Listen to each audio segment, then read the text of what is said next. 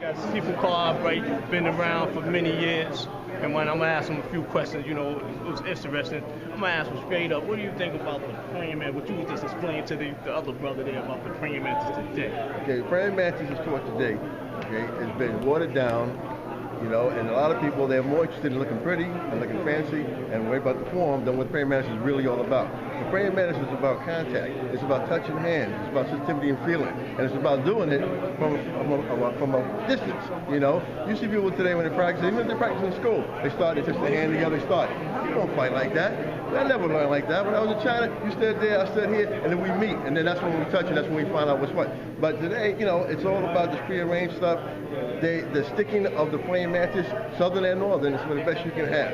You know, Wing Chun is known for sticking, right? But when they fight, you don't see the sticking. All right. So what happens to the sticking? Use it more for a vehicle of learning, a vehicle for training, and but it's supposed to be a step up. But can we see a demonstration? If you hit somebody, if you punch somebody, right? All right. I'll show you. I'll show you. What else? Now I'll just show you what I'm talking about as far as the sticking. I only need one hand. I only need one hand. All right, I only need one hand. All right, the point is this, okay? Number one, they never teach you this. When you go to 100-man schools, you look on YouTube all month long. Okay. I guarantee you, they won't show you this one thing, okay? The simple sticking of praying mantis from a distance. Okay. Simple sticking praying mantis distance. If a guy do a jab, well, quick. He does a jab, right? That's what everybody does, okay? That's what everybody does. That's not praying mantis. Do the jab again, well. See this? No, jab, quick, fast. Bring it back. See? That's praying mantis. Okay? See this? That's praying mantis. Yeah. See? Once you touch, you never let it go. Once that person hits you, it's supposed to be over. In the old days, masters didn't want to attack, because if they attacked, they could lose. Usually, the first person to attack left the opening. So when they attacked, now the game was over. Yeah. You know what I'm saying? Wing Chun guys fight that I see on YouTube. I have one question. Wing Chun was invented by a woman, they say, right? Yeah. So why do they all fight hard? Well, think about it. You know, I think a woman is not going to come aggressive. You see, By nature. The original style, Wing Chun, you know, was a softer style. Yeah. The style became harder later on, especially when it got to Hong Kong. The Hong Kong is a really big Hokkien-based southern, you know, area. Okay, Hong Gar, you know, the stuff that comes out of there, the bak mei, all this stuff. So a lot of that flavor, a lot of that addition got put into Wing Chun, you know. Because when I learned Wing Chun from like Dr. Henry, for example, Dr. Henry showed me a much softer kind of Wing Chun, you know, and you only use the energy that you needed to use. All right. One thing that they don't teach anymore is the staff holding palm. Okay. People only know about the Tan Sao. You see, this is where they use the Tan Sao. Yeah. You know, in China, they taught the staff holding palm as well. See, and it's called that because when you hold a staff, it's held in this diagonal manner. Not like this either, like people hold a staff, you know, you don't hold a staff like this. You know, you hold a staff like that, along the contour of your hand. See, because now you can control it. See, like this, there's no control. And you're going to turn it over. See, like this is control. You see? So that staff holding palm makes all the difference in the world. Okay? Just the contour of the hand. You know, if you do this, so you have just holding your hand up. See, just by using the staff holding palm, it automatically contours, okay? Now, one more thing the staff holding palm does. It follows the contour of the arm. If I'm going to grab your hand, I can't grab it here. What happens, staff holding palm contours. Pull your hand back. As you pull your hand back, it locks. You see? It automatically does that, you know? And that's from the staff, that's Wing Chun. That's Wing Chun. And everybody only knows about the Yip Man Wing Chun. And everybody tries to be Yip Man. You see? So obviously, you know, they're limiting their, you know, what could be done with Wing Chun. I heard that Yip Man 6 is coming out. Well, what you need to hear is this.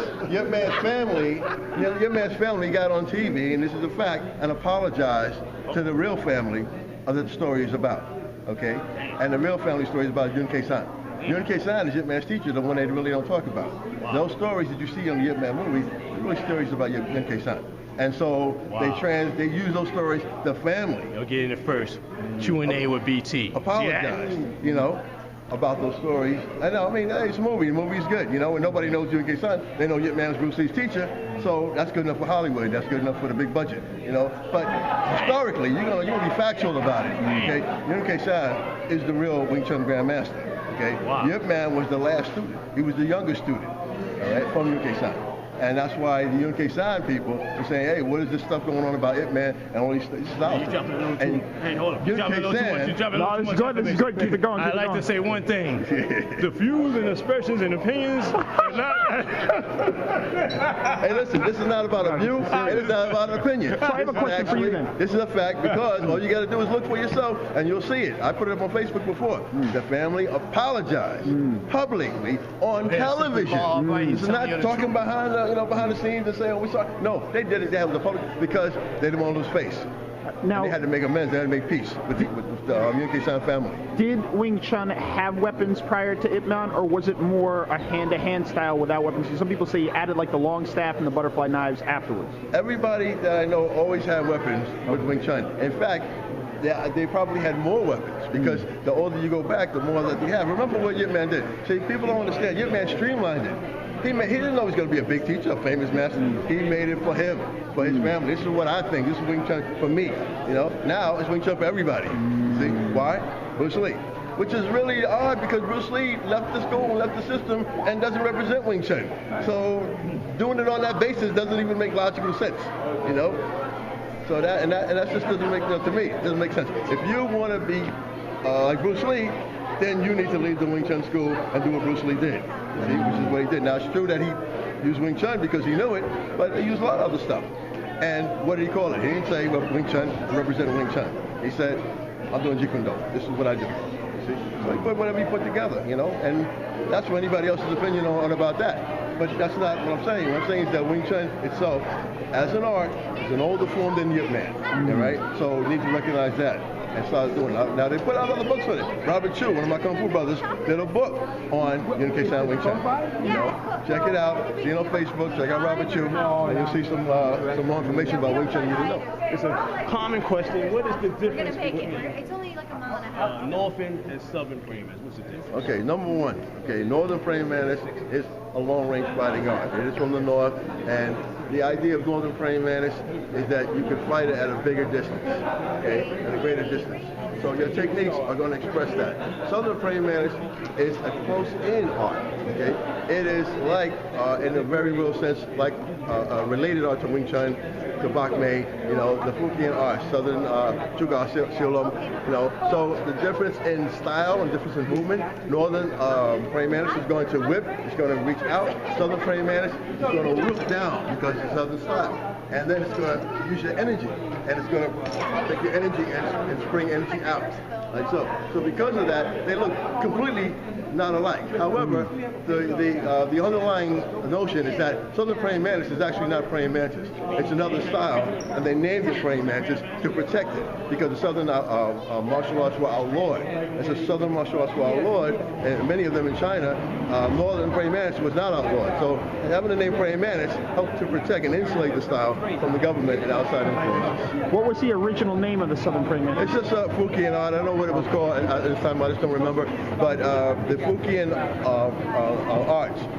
Even when they if you look at the name of the Southern praying mantis, what is Southern praying mantis called? You see the Kwangsai Juklum, which we mostly see here in the United States of America, and then you see the Juga, which you see in Hong Kong, and the Jiaoga. So those three families are what you see representing the Southern praying mantis today. They're very similar, even because they're basically the same style, but there are differences in each family group, right? But again, as you see them, that's what you say, hey, it doesn't look like much like praying mantis because it's not actually praying mantis. You'll see some stuff added into it, but it came with time, But more or less, it was a way to insulate the style against the government and against oppression. Because now it allowed them to practice freely. Southern arts, for a long time, were not allowed to practice freely in China. Do you find a difference in, I know this, I don't want to make this sound too esoteric, but a difference in Jing, the expression of actual power in a fight between, say, Fukian white crane, praying mantis, Southern praying mantis, Hunga, or do they all have all the Jings pretty much inside of them? They're all expressed similarly? They're similar. Because they're all the power comes from the root. Okay. Okay. So the idea is what we say is in the textbooks they say we hit with the soles of our feet. When they say that, people think that they're referring to kicking. You know. So I had years ago I had a doctor, Guo Ying-Pol Tsai. He's a poet. He wrote books and everything. He's a Chinese philosopher and a scholar. And he used to tell me, I can read the Chinese for you, but I don't know what it means. I can tell you what it says, but it's old and I don't understand what it's saying. You know. So if I say their power comes from the soles of their feet, or they hit with the soles of their feet, I think they're saying kicking, right? But I don't believe that to be true. Now the masters would say it's not true. What they say is that you get power from the soles of your foot. So when you stomp down here, you bring the power here and you hit from the sole of your foot, which is very different from Japanese, which is using waist power. You know. So in Hong Kong, you're using the foot, and in the Southern Mantis, here you're using the feet again. So the energy and the power is going to come from the soles of the feet, and that's a big difference between, of course, Southern and Northern. Excellent. All right. What about the 7-star stance? The 7-star stances and steps are used to move back and forth toward the opponent, but you're supposed to do them in a way where they are advantageous to you. You know. So, for example, people say, "Okay, I'm gonna do the horse stance. I'm gonna do the Ding Sung hill climbing stance." They say, "Oh, what good is that? That's no good.